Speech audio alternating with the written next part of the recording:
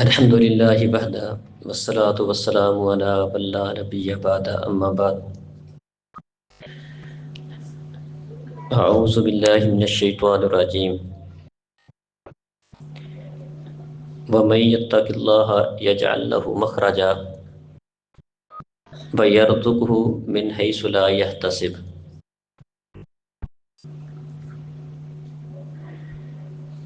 محترم بھائیوں اور بزرگوں،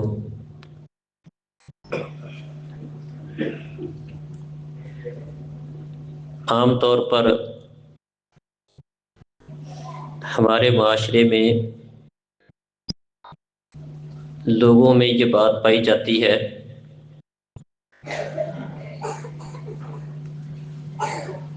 کہ اگر کوئی بندہ پوری طرح دین اسلام پر چلتا ہے، اسلام کی سب باتوں پر عمل کرتا ہے، تو اس کے ساتھ اسے اپنی دنیا چلانا، اپنے معاملات چلانا مشکل ہوتے ہیں۔ لوگ اس طرح کی باتیں کرتے ہیں کہ اللہ تعالیٰ نے دین کے ساتھ دنیا کو بھی چلانے کا حکم دیا ہے، اس کو بھی بچانے کا حکم دیا ہے۔ مطلب ان کا یہ ہوتا ہے کہ اگر ہم پوری طرح دین پر چلیں تو دنیا کے بہت سارے معاملات ہم نہیں کر سکتے۔ کاروبار کے اندر جھوٹ بولنا، کئی لوگ اس کو مجبوری سمجھتے ہیں۔ کوئی اگر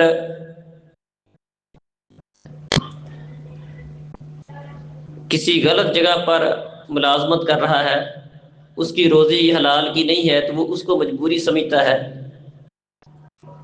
اور یہ سمجھتا ہے کہ اگر میں اس کو چھوڑ دوں گا تو میرا گزارا مشکل ہوگا۔ یہ سوچ بالکل غلط ہے۔ اللہ تعالیٰ فرماتے ہیں وَمَن يَتَّقِ اللَّهَ يَجْعَل لَّهُ مَخْرَجًا۔ جو شخص بھی دنیا میں اللہ تعالیٰ سے ڈر کے معاملہ کرتا ہے، اللہ سے ڈرتا ہے، تقوی اختیار کرتا ہے، اپنے معاملات میں اللہ سے ڈر کے رہتا ہے، تو اللہ احکم الحاکمین اس کے لیے بہت ساری نکلنے کی راہیں بنا دیتے ہیں، اس کو بہت سارے راستے دکھاتے ہیں۔ وَيَرْزُقْهُ مِنْ حَيْثُ لَا يَحْتَسِبُ، اور اسے وہاں سے رزق دیتے ہیں جہاں سے اس کا وہم و گمان بھی نہیں ہوتا کہ یہاں سے بھی مجھے روزی مل سکتی ہے۔ وَمَن يَتَّقِ اللَّهَ يَجْعَل لَّهُ مِنْ أَمْرِهِ يُسْرًا، اور فرمایا کہ جو اللہ سے ڈر کے معاملہ کرتا ہے، اللہ سے ڈرتا ہے، حلال و حرام کی تمیز کرتا ہے، غلط سے بچتا ہے، شریعت کے احکامات پر پوری طرح عمل کرنے کی کوشش کرتا ہے، ہم اس کے معاملات کے اندر آسانیاں پیدا کر دیتے ہیں، اس کے لیے راستے خود بخود کھلتے چلے جاتے ہیں۔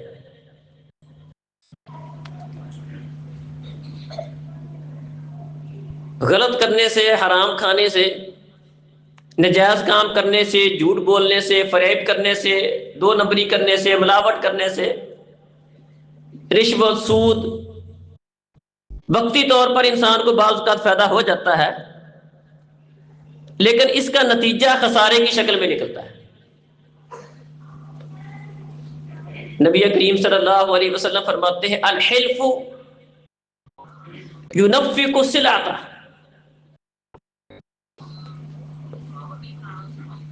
کہ اگر کوئی بندہ جھوٹی قسم کھا کر گاہک کو مطمئن کر لیتا ہے، بعض دفعہ لوگ اپنا سودا بیچنے کے لیے جھوٹی قسم اٹھا دیتے ہیں، جھوٹ بول دیتے ہیں، فرمایا ایسا کرنے سے وقتی طور پر تو بندے کا سودا بک جاتا ہے، وقتی طور پر بندے کو فائدہ ہو جاتا ہے، لیکن یہ چیز ممحقۃ للبرکہ،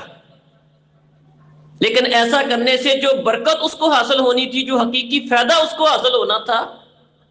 جھوٹ بولنے سے، جھوٹی قسم اٹھانے سے، دو نمبری کرنے سے، فریب کرنے سے، ملاوٹ کرنے سے، دھوکہ کرنے سے وقتی طور پر فائدہ ہو سکتا ہے، لیکن یہ چیز برکت کو ختم کر دیتی ہے۔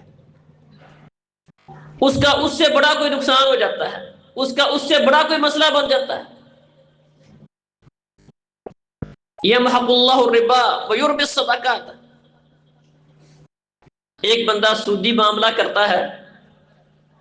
ظاہری طور پر وہ ₹1,00,000 کسی کو دے کے ₹1.25 لے کر 25,000 کا فائدہ اٹھا رہا ہے،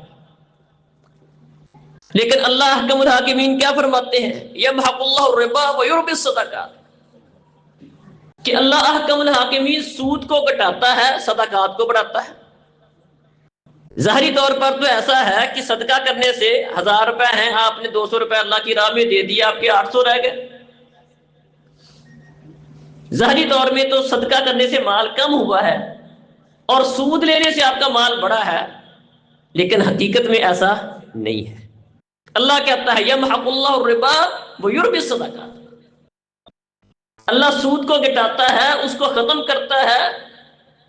اور صدقات کو بڑھاتا ہے۔ صدقہ کرنے سے مال بڑھتا ہے، سودی معاملات کرنے سے مال تباہ ہوتا ہے، مال کم ہوتا ہے۔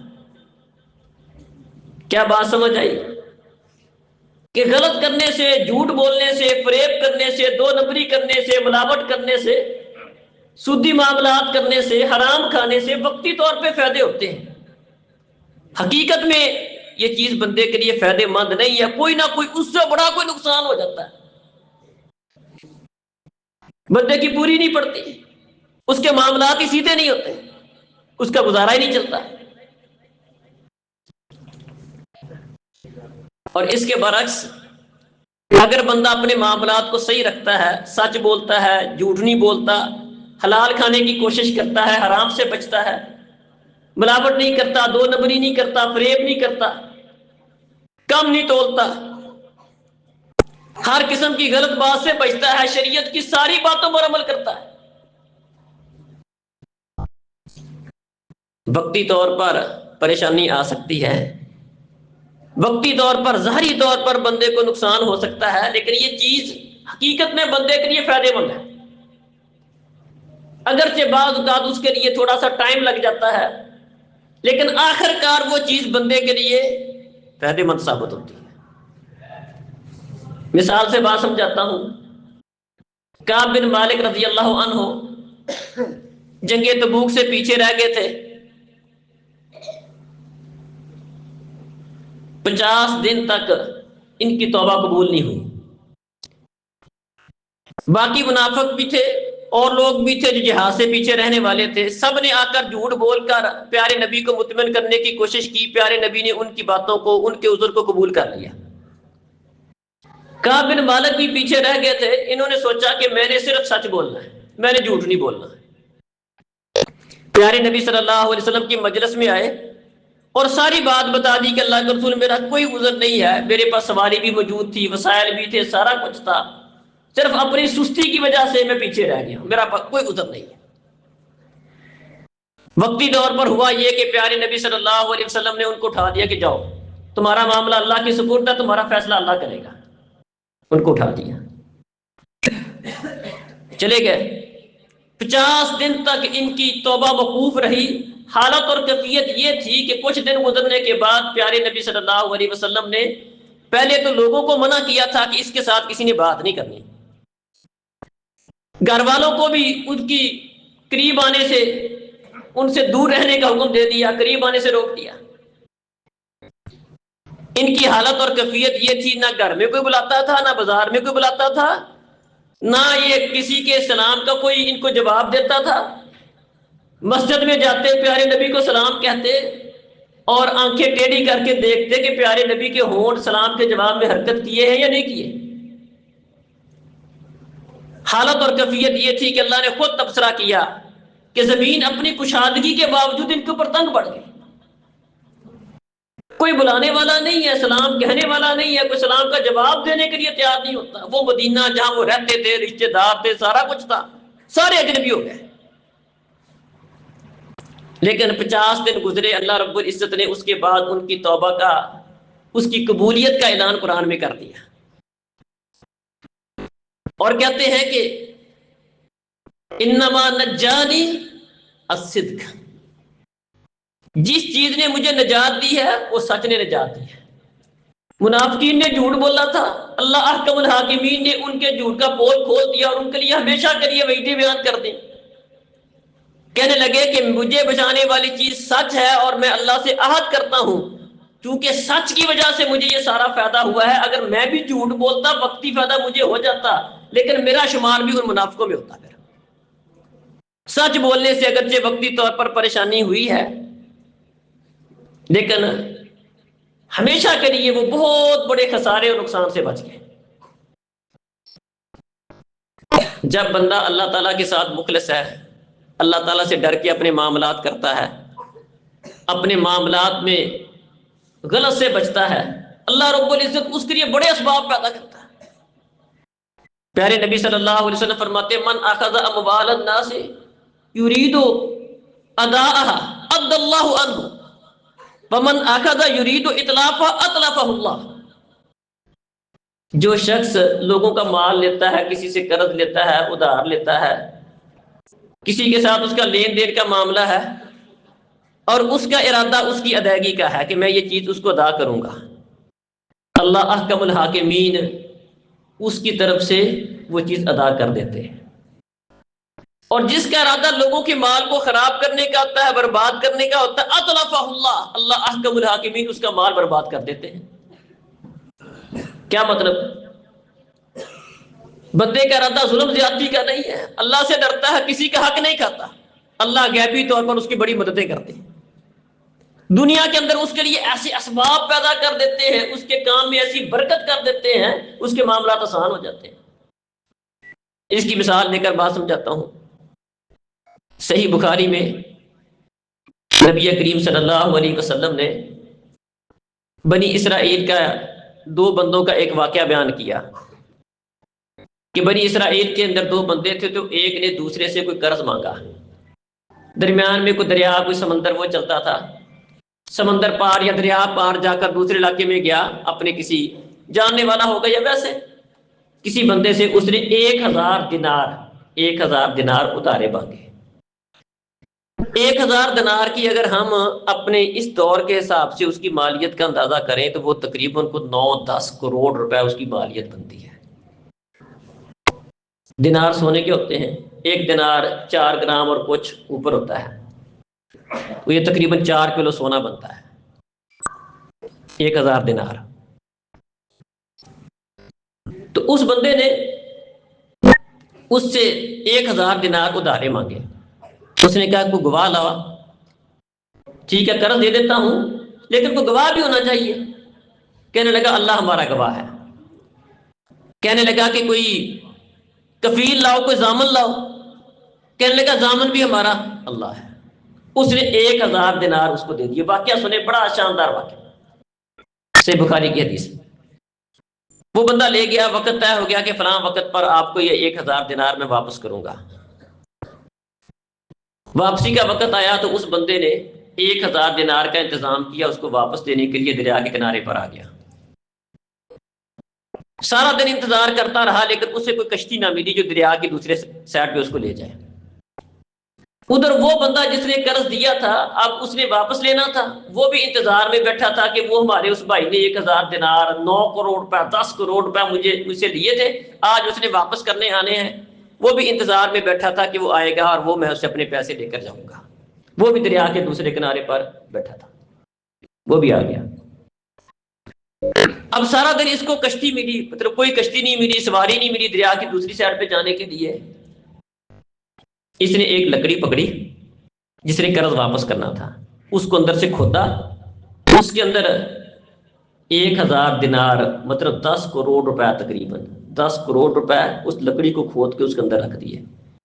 ساتھ ایک رکا لکھ دیا، خط لکھ دیا کہ بھائی میں نے یہ آپ کی ادائیگی کرنی تھی، تو میں نے کوشش کی کوئی سواری مل جائے لیکن کوئی سواری نہیں ملی، تو میں یہ 10 کروڑ روپے 1000 دینار اس لکڑی کے اندر رکھ کر تمہاری طرف بیچ رہا ہوں۔ اوپر سے لکڑی کو کسی چیز کے ساتھ بند کر دیا اور اس لکڑی کو دریا کے اندر چھوڑ دیا۔ اب دوسری طرف سے وہ بندہ جو انتظار میں تھا، اس نے سارا دن انتظار کیا، کوئی نہ آیا، واپس جانے لگا تو اس نے دیکھا دریا کے اندر ایک لکڑی آ رہی ہے، اس نے وہ لکڑی پکڑی اور گھر لے گیا ایندھن کے طور پر، کہ اس کے ساتھ کوئی لکڑیاں جلانے کے لیے اس کو گھر لے گیا۔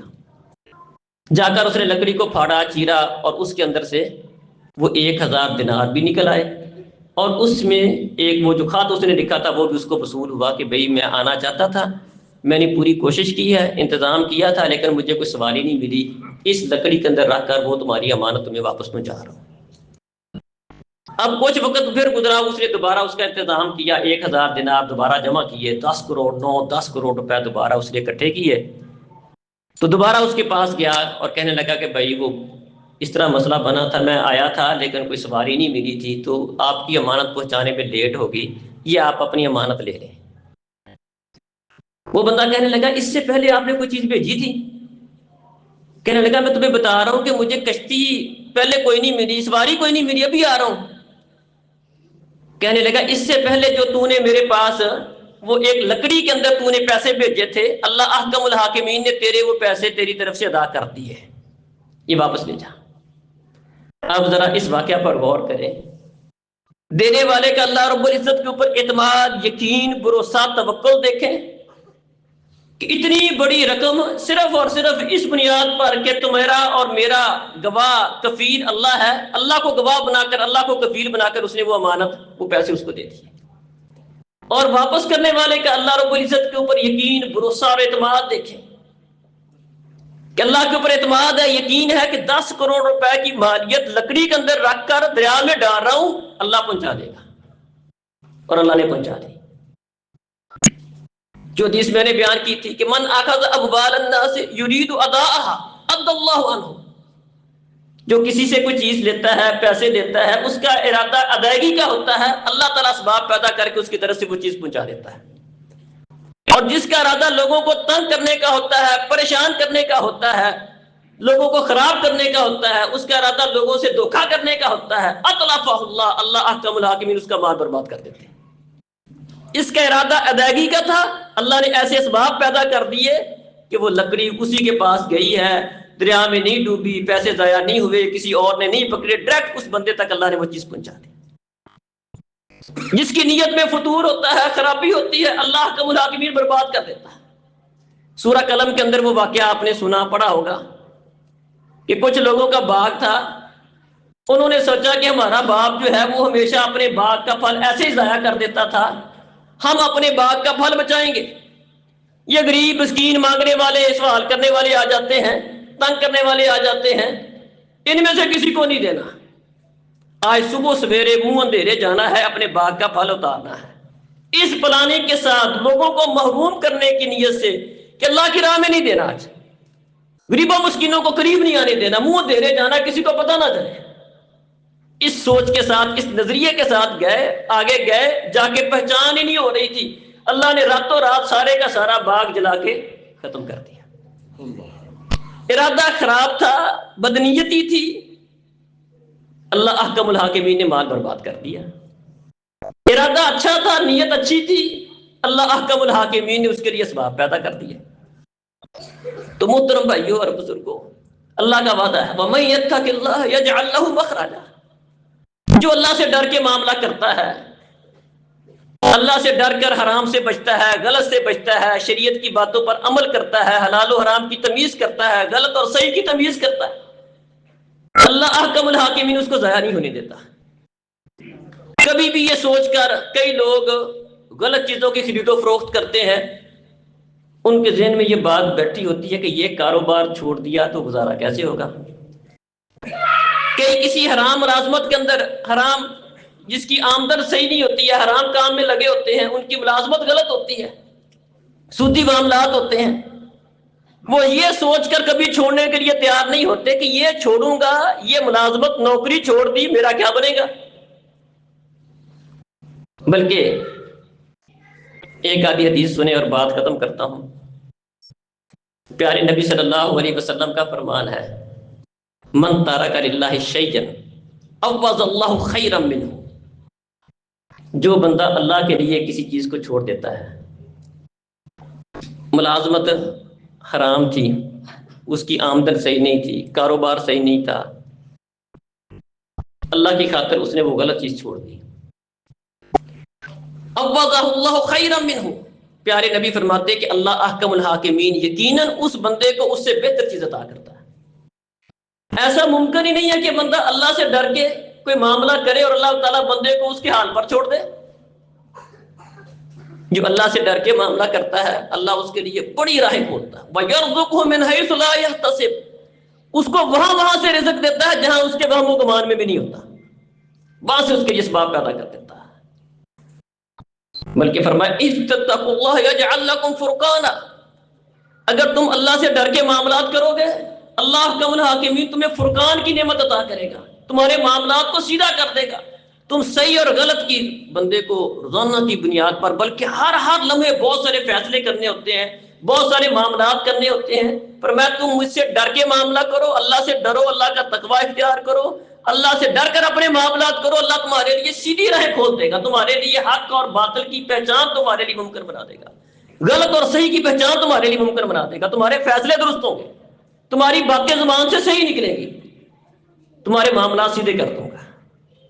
تو محترم بھائیوں اور بزرگوں، ہمیں بھی اس بات کی کوشش کرنی چاہیے کہ ہمیشہ اپنے ہر معاملے میں اللہ رب العزت سے ڈر کے معاملات کرنے چاہیے، اور کبھی بھی ان باتوں کو